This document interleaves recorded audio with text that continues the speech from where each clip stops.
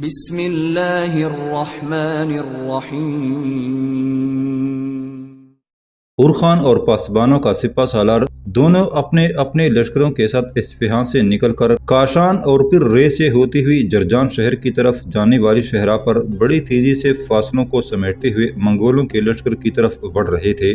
جب وہ جرجان سے تھوڑے فاصلے پر پہنچے تو انہیں اپنے مخبر دکھائی دیے۔ انہیں دیکھتے ہوئے عرخان اور پاسبانوں کے سپہ سالار نے فضا میں جھنڈیاں بلند کرتے ہوئے اپنے لشکر کو رک جانے کا اشارہ کر دیا تھا۔ یہ اشارہ ملتے ہی عرخان اور پاسبانوں کے سپہ سالار کے پیچھے دونوں لشکر رک گئے تھے۔ عرخان اور پاسبانوں کا سپہ سالار ان کو پہچان چکے تھے، اس لیے کہ وہ سلطان جلال الدین کے مخبر تھے۔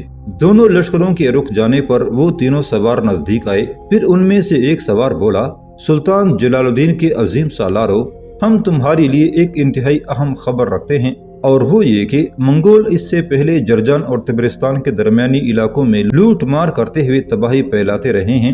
اس لوٹ مار کے نتیجے میں منگولوں نے اپنے پاس انگنت اور بے شمار مال و دولت جمع کر لیا ہے، اور اس وقت یہ منگول لشکر جرجان شہر سے صرف 10 میل شمال میں پڑاؤ کیے ہوئے ہیں۔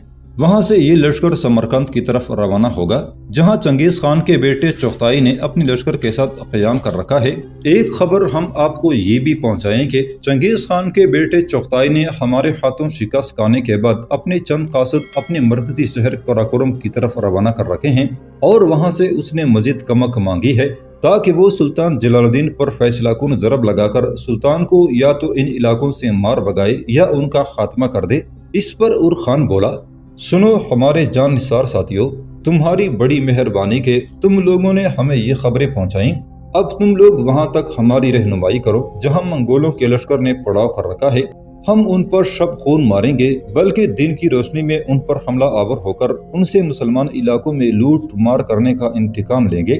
یہاں تک کہنے کے بعد عرخان تھوڑی دیر کے لیے رکا، پھر وہ پاسبانوں کے سپہ سالار کو مخاطب کر کے کہنے لگا، پاسبان میرے عزیز بھائی، کیا ایسا ممکن نہیں کہ پہلے میں اپنے حصے کے لشکر کے ساتھ منگول سردار ایلک خان کے لشکر سے ٹکراؤں؟ اتنی دیر تک تم کسی گھات میں بیٹھے رہو۔ ایلک خان مجھے اپنے سامنے مختصر سے لشکر کے ساتھ دیکھ کر شیر ہو جائے گا اور بڑھ چڑھ کر مجھ پر حملہ آور ہونے اور گھیرنے کی کوشش کرے گا۔ تم جب دیکھو کہ منگول پوری طرح میرے ساتھ جنگ میں مصروف ہو گئے ہیں تو گھات سے نکل کر ان کی پشت پر حملہ آور ہو جانا۔ اس طرح جس وقت وہ افراتفری ہوتی ہوئی اپنے لشکر کی توجہ اپنی پشت پر بھی کرنے کی کوشش کریں گے تو میں اپنے حملوں میں تیزی پیدا کر دوں گا، اور یوں اس دو طرفہ حملے سے مجھے امید ہے کہ ہم منگولوں کو پیس کر رکھ دیں گے۔ جواب میں پاسبانوں کا سپہ سالار مسکراتے ہوئے کہنے لگا، عرخان میرے بھائی، یہ تجویز بہت اچھی ہے، بشرط یہ کہ جس جگہ منگولوں نے پڑاؤ کر رکھا ہے وہاں گھات میں بیٹھنے کی کوئی معقول جگہ ہو۔ اس پر عرخان نے مخبروں کی طرف دیکھتے ہوئے پوچھا، جس جگہ منگول لشکر نے پڑاؤ کر رکھا ہے کیا اس کے گرد و نواح میں گھات میں بیٹھنے کی کوئی جگہ ہے؟ اس پر مخبر بولا، سیف الدین کے بیٹے، جس جگہ منگول لشکر نے پڑاؤ کیا ہوا ہے اس کے دو اطراف میں کھلے اور وسیع اور چٹیل میدان ہیں، جبکہ دو اطراف میں کوہستانی سلسلہ ہے جس میں یقیناً کوئی لشکر گھات میں بیٹھ کر منگولوں کے لیے مصیبت کا باعث بن سکتا ہے۔ اس مخبر کا جواب سن کر عرخان اور پاسبانوں کے سپہ سالار دونوں کے چہروں پر خوشگون مسکراہٹ بکھر گئی تھی۔ پھر عرخان بولا اور پاسبانوں کے سپہ سالار کو مخاطب کر کے کہنے لگا، پاسبان میرے بھائی، ان مخبروں میں سے کچھ میرے ساتھ رہنے دو، کچھ تم اپنے ساتھ لے جاؤ، اور ان کی رہنمائی میں تم منگول لشکر کی پشت کی طرف سے گھات میں بیٹھ جاؤ، جبکہ میں سامنے کی طرف سے ایک مخبر کی رہنمائی میں ان سے ٹکرانے کے لیے آگے جاتا ہوں۔ اس پر پاسبانوں کا سپہ سالار بولا، عرخان، منگولوں سے جنگ کرنے کا لایا عمل تو طے ہو چکا، میں تمہارے سامنے ایک تجویز پیش کرتا ہوں کہ تم جانتے ہو کہ ہمارے دونوں کے لشکروں میں اس وقت بہت سے سپاہیوں اور سالاروں کے ساتھ ان کی بیویاں بھی شامل ہیں۔ میری تجویز یہ ہے کہ جب تم منگولوں پر حملہ آور ہو تو ساری عورتوں کو اپنی لشکر کی پشت کی طرف رکھنا، اس طرح وہ عورتیں تکبیریں بلند کرتے ہوئے ایک طرح سے اپنے لشکریوں کا حوصلہ بھی بلند کریں گے اور محفوظ بھی رہیں گی۔ میں بھی ایسا ہی کروں گا۔ عرخان نے پاسبانوں کے سپہ سالار کی اس تجویز سے اتفاق کیا۔ پاسبانوں کے سپہ سالار نے دو مخبروں کو اپنی رہنمائی کے لیے اپنے ساتھ رکھا اور اپنے لشکر کو علیحدہ کرتا ہوا چلا گیا تھا، جبکہ عرخان اپنے حصے کے لشکر کو لے کر ایک مخبر کی رہنمائی میں منگولوں سے ٹکرانے کے لیے آگے بڑھا تھا۔ منگول چونکہ گزشتہ کئی ہفتوں سے تبرستان اور جرجان کے علاقوں میں غارت گری اور لوٹ مار کا بازار گرم کیے ہوئے تھے اور کسی بھی قوت نے ان سے ٹکرانے کی کوشش نہیں کی تھی، اس دوران سلطان جلال الدین قتلغ خان کے ساتھ جنگ کے لیے پیش قدمی اور واپسی کے لیے سفر میں مصروف رہا تھا۔ اس طرح ان علاقوں میں منگولوں نے لوٹ مار کر کے بے شمار سامان حاصل کر لیا تھا۔ اب وہ بے فکر تھے کہ ان علاقوں میں کوئی مسلم قوت ایسی نہیں جو ان سے مزاحمت کرے یا ان پر حملہ آور ہو۔ اورخان اچانک لشکر کے ساتھ ان کے سامنے نمودار ہوا تو منگول چونک پڑے۔ فوراً انہوں نے اچانک اپنے ہتھیار سنبھال لیے اور اورخان کے ساتھ مقابلہ کرنے کے لیے تیار ہو گئے۔ اورخان نے بھی منگولوں کے سامنے آتے ہی اپنی لشکر کی صفیں درست کرنا شروع کر دی تھی۔ ادھر منگول سردار ایلک خان نے دیکھا کہ مسلمانوں کا ایک چھوٹا سا لشکر اس سے ٹکرانے کے لیے آیا ہے تو وہ بڑا مطمئن ہوا۔ جنگ کی ابتدا کرنے کے لیے اپنی لشکر کی صفیں درست کرنے لگا تھا۔ دوسری طرف اورخان بھی اپنی صفیں استوار کر چکا تھا۔ جب دونوں لشکروں کی صفیں درست ہو چکی تو منگولوں کا سردار اپنے گھوڑے کو ایڑ لگا کر دوڑاتا ہوا میدان میں آیا اور پھر للکار کر کہنے لگا، ہماری راہ روکنے والوں، تمہارا جو سالار ہے وہ سامنے آئے، میں اس سے اہم گفتگو کرنا چاہتا ہوں۔ اورخان نے اپنے گھوڑے کو ایڑ لگائی اور آگے بڑھتے ہوئے اس نے ایلک خان کے قریب ہی اپنے گھوڑے کی باگیں کھینچ لی، گھوڑے کو روکا، پھر اس کا کالے رنگ کا وحشی گھوڑا 2 دفعہ بری طرح ہنہناتے ہوئے اور اگلی ٹانگیں اٹھاتے ہوئے فضا کے اندر کھڑا ہو گیا تھا۔ اس موقع پر اورخان نے اپنے گھوڑے کی گردن تپتپائی، گھوڑے نے ہنہنانا بند کر دیا اور چاروں ٹانگوں پر کھڑے ہوتے ہوئے وہ عجیب سے انداز میں بے صبری کا اظہار کرتے ہوئے کلیلیں کرنے لگا تھا۔ اس موقع پر منگولوں کا سردار ایلک خان اورخان کو مخاطب کر کے پوچھنے لگا، یہ جس لشکر کے ساتھ تم نے ہم سے ٹکرانے کا عزم کیا ہے، یہ لشکر کس کا ہے اور تمہارا نام کیا ہے؟ اس پر اورخان بولا، بحمدللہ ہم مسلمان ہیں، یاد رکھو میرا نام اورخان ہے، یقیناً تم نے اور تمہارے منگول ساتھیوں نے میرا نام سن رکھا ہوگا۔ اس پر وہ منگول سردار جس کا نام ایلک خان تھا کسی قدر فکرمندی میں اورخان کی طرف دیکھتے ہوئے کہنے لگا، یقیناً تمہارا نام ہم نے تمہارے سلطان جلال الدین کے نام کے ساتھ سن رکھا ہے، تم وہی اورخان ہو جسے ہمارے سردار صوبدائی کی بیٹی پسند کرتی تھی۔ اس پر اورخان بولا، سن ایلک خان، کرتی تھی نہیں کرتی ہے، وہ اب بھی مجھے پسند کرتی ہے۔ اس پر ایلک خان بولا اور پوچھنے لگا، کیا تم بتا سکتے ہو تویان ان دنوں کہاں ہے؟ اس پر اورخان برہمی کا اظہار کرتے ہوئے کہنے لگا، تمہیں تویان سے کیا غرض؟ ہم دونوں ایک دوسرے کے سامنے اس لیے آئے ہیں تاکہ ایک دوسرے سے ٹکرائیں اور فیصلہ کریں کہ کون غالب اور کون مغلوب رہتا ہے۔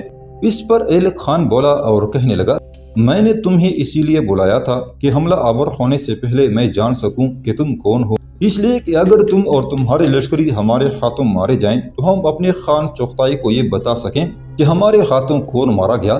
اب چونکہ میں جان چکا ہوں کہ تم اورخان ہو، لہٰذا میں تم پر حملہ آور ہوں گا اور تمہیں بتاؤں گا کہ منگول جب کسی پر حملہ آور ہوتے ہیں تو سایوں کی طرح اس پر چھا جاتے ہیں۔ ایلک خان کے خاموش ہونے پر اورخان بولا اور اسے مخاطب کر کے کہنے لگا، سن ایلک خان، کیا ایسا ممکن نہیں کہ تو میرے ساتھ انفرادی مقابلہ کرے؟ اس طرح دونوں لشکروں کو آپس میں ٹکرانے کی ضرورت ہی پیش نہ آئے گی۔ اگر میں تیرے ساتھ مقابلے میں ہار جاؤں تو میری گردن کاٹ دینا اور میرا لشکر شکست تسلیم کرتے ہوئے یہاں سے چلا جائے گا، اور اگر میں تجھ پر غالب رہا تو تیری گردن کاٹ دوں گا۔ تیرے لشکروں کو شکست تسلیم کرنا ہوگی اور اپنی ہر شے یہیں رکھ کر یہاں سے چلا جانا ہوگا۔ اس پر ایلک خان اورخان کو مخاطب کر کے کہنے لگا، دیکھ اورخان، اول تو ہم منگول انفرادی مقابلے کے قائل ہی نہیں ہیں، یہ طریقہ تو مسلمانوں کے یہاں رائج ہے۔ دوسرے یہ کہ تم مجھے انفرادی مقابلے کی پیشکش اس لیے کر رہے ہو کہ تم جانتے ہو کہ تمہارے ساتھ جو لشکر ہے وہ میرے لشکر کے مقابلے میں نہ ہونے کے برابر ہے، اور میرے لشکر کی تعداد تمہارے لشکر سے کافی بڑی ہے، اس لیے تمہیں خدشہ اور خطرہ ہے کہ جنگ کی صورت میں تمہاری شکست یقینی ہوگی۔ اس پر اورخان بولا، دیکھ ایلک خان، یہ تو وقت بتائے گا کہ اس جنگ کے نتیجے میں کون غالب اور کون مغلوب رہتا ہے، کون کامیاب اور کون شکست خوردہ ہوتا ہے۔ دیکھ، اگر تو میرے ساتھ انفرادی مقابلہ نہیں کرنا چاہتا تو واپس لشکر میں چلا جا، اس کے بعد دونوں لشکر آپس میں ٹکرانے کے بعد فیصلہ کریں گے کہ کون فاتح اور کون مفتوح ہوتا ہے۔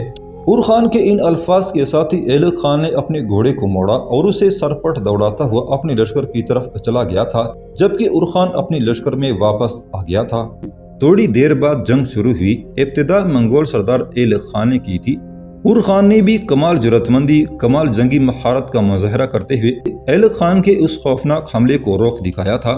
اس کے بعد عور خان نے جوابی حملے کی ابتدا کر دی تھی اور تکبیریں بلند کرتا ہوا خود بھی آگے بڑھا اور اپنی لشکریوں کو بھی نئے انداز میں حملہ آور ہونے کا حکم دیا تھا۔ عور خان کے پیچھے پیچھے اس کے لشکری بھی سرفروشوں اور صف شکنوں کو کھونتی تلواروں کی طرح رونتے ہوئے آگے بڑھے تھے۔ جس طرح عور خان نے منگولوں کے خوفناک حملے کو روکا تھا، اس کے بعد اس نے جوابی حملہ کیا تھا۔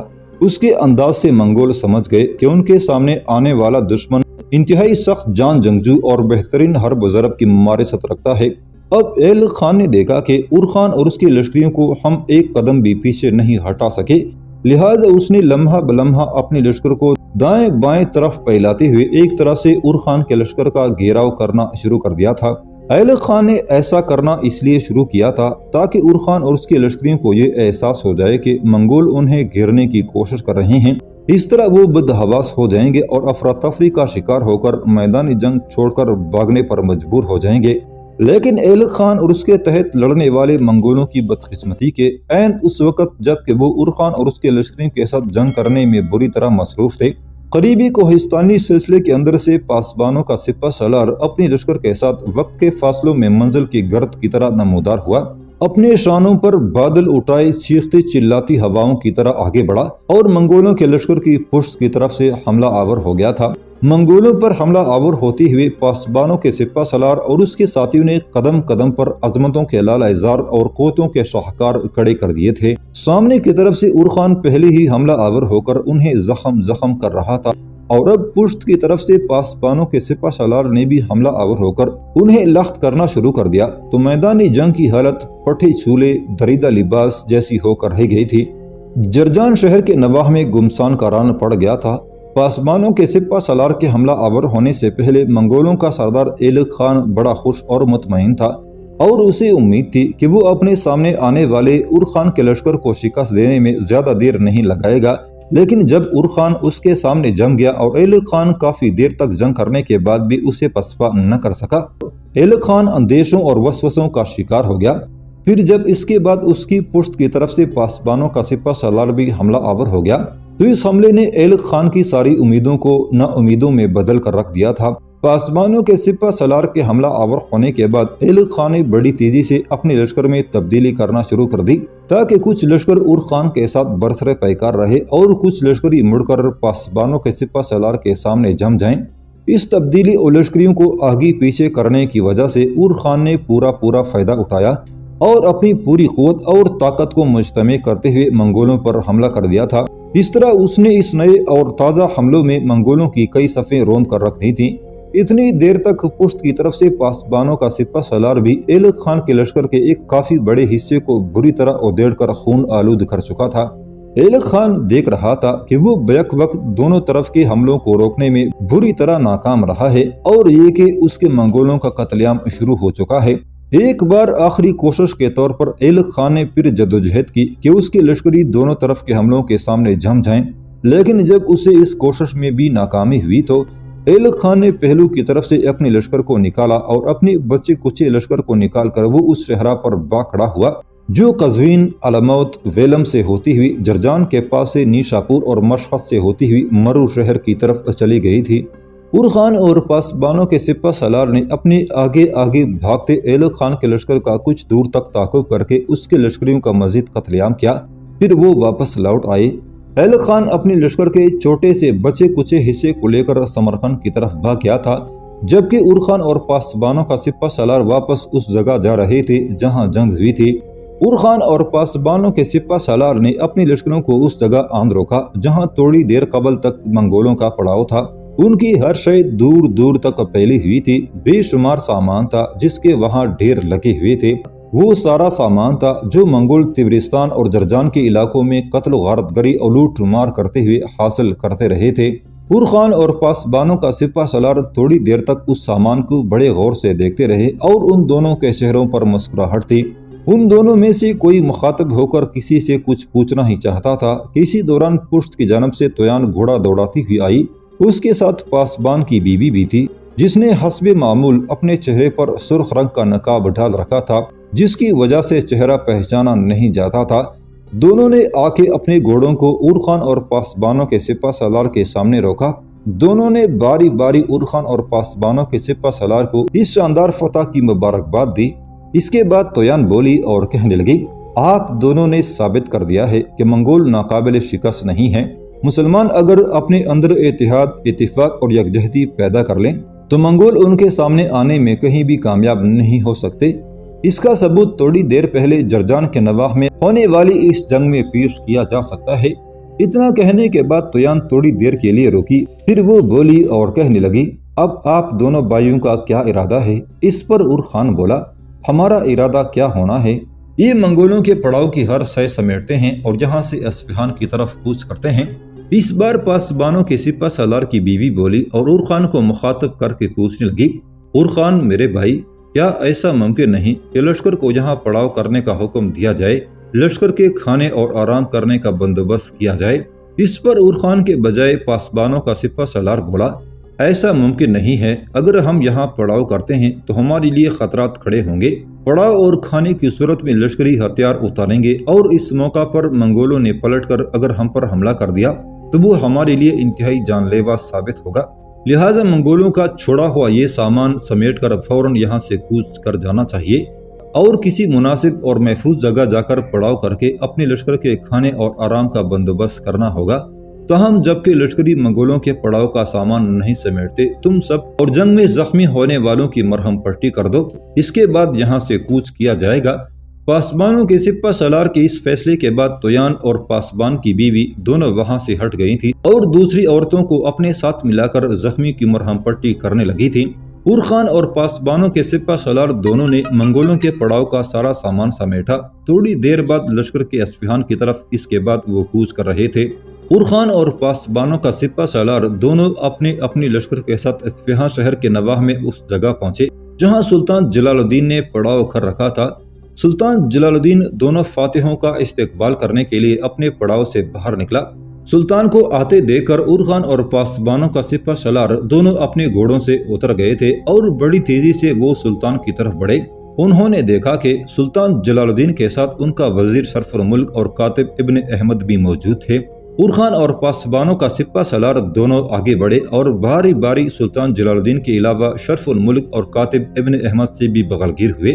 اس موقع پر اور خان نے سلطان جلال الدین کے وزیر شرف الملک کی طرف دیکھتے ہوئے پوچھا، شرف الملک، آپ کب تبریز سے اصفہان پہنچے؟ اس پر شرف الملک کے بجائے سلطان جلال الدین نے اور خان کی طرف دیکھتے ہوئے کہا، اور خان میرے بھائی، تم دونوں کی غیر موجودگی میں ایک اور بری خبر ملی ہے۔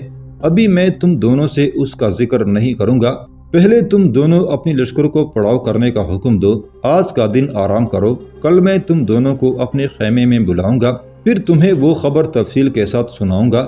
بہرحال تم فکر مند اور پریشان نہ ہونا، یہ خبر اتنی بری نہیں ہے۔ میرے خیال میں اب تم دونوں اپنی لشکر کا پڑاؤ کرو اور آرام کرو۔ اس موقع پر اور خان اور پاسبانوں کے سپہ سالار نے کچھ کہنا چاہا، پر سلطان شرف الملک اور ابن احمد کے ساتھ پیچھے ہٹ گئے تھے۔ لہٰذا اور خان اور پاسبانوں کے سپہ سالار نے آرام کرنے کے لیے اپنے اپنی لشکروں کو پڑاؤ کرنے کا حکم دے دیا تھا۔ جب خیمے نصب ہو چکے تو اور خان اور تویان دونوں میاں بیوی اپنے خیمے میں داخل ہوئے۔ تویان خیمے کا سامان درست کرنے لگی جبکہ اور خان باہر نکلا، اپنے اور تویان کے گھوڑے کو اپنے خیمے کے قریب ہی استبل کی طرح استعمال کیے جانے والے چھپر تلے باندھا۔ زینے دونوں کی اتار کر اس نے علیحدہ کر دی، پھر ایک گھوڑے کو کریرا کرنے لگا تھا۔ اس موقع پر تویان تقریباً بھاگتی ہوئی خیمے سے نکلی اور کریرا اٹھا کر وہ دوسرے گھوڑے کو کرنے لگی تھی۔ اور خان نے تھوڑی دیر تک تویان کی طرف دیکھا، پھر وہ آگے بڑھا۔ تویان کا ہاتھ پکڑ کر اس نے کریرا اس سے لے لیا، پھر بڑے پیار سے اسے مخاطب کر کے کہنے لگا، دیکھ تویان، تو اپنے خیمے کے اندر آرام کر، تک گئی ہوگی، میں دونوں گھوڑوں کو کریرا کر کے آتا ہوں۔ اس پر تویان نے بڑے پیارے سے انداز میں اور خان کا ہاتھ پکڑ لیا اور کہنے لگی، اگر میں تھکی ہوئی ہوں تو آپ مجھ سے زیادہ تھکاوٹ محسوس کر رہے ہوں گے، اس لیے کہ آپ عملی طور پر جنگوں میں حصہ لیتے رہے ہیں، جبکہ میں پیچھے رہ کر آرام ہی کرتی رہی ہوں۔ سوائے مرہم پٹی کرنے کے میں نے کچھ بھی نہیں کیا، اور پھر میں آپ سے یہ بھی کہوں کہ آپ کے ساتھ کام کرتے ہوئے میں نے ہمیشہ زندگی کا لطف اٹھایا ہے، لہٰذا آپ کے ساتھ یہیں رک کر گھوڑے کو کریرا کروں گی۔ اور خان تویان کی اس گفتگو کو مان گیا۔ دونوں میاں بیوی نے دونوں گھوڑوں کو کریرا کیا۔ پھر اس کے بعد ان کے سامنے دانا چارے کا بندوبست کرنے کے بعد وہ خیمے میں آئے۔ اتنی دیر تک ان کے لیے باہر سے پہرا دینے والا محافظ دونوں کا کھانا لے آیا۔ دونوں کھانا کھانے کے لیے بیٹھ گئے۔ ان کا بندر بھی قریب آ بیٹھا تھا۔ مل کر انہوں نے کھانا کھایا۔ پھر دونوں میاں بیوی آرام کرنے لگے تھے۔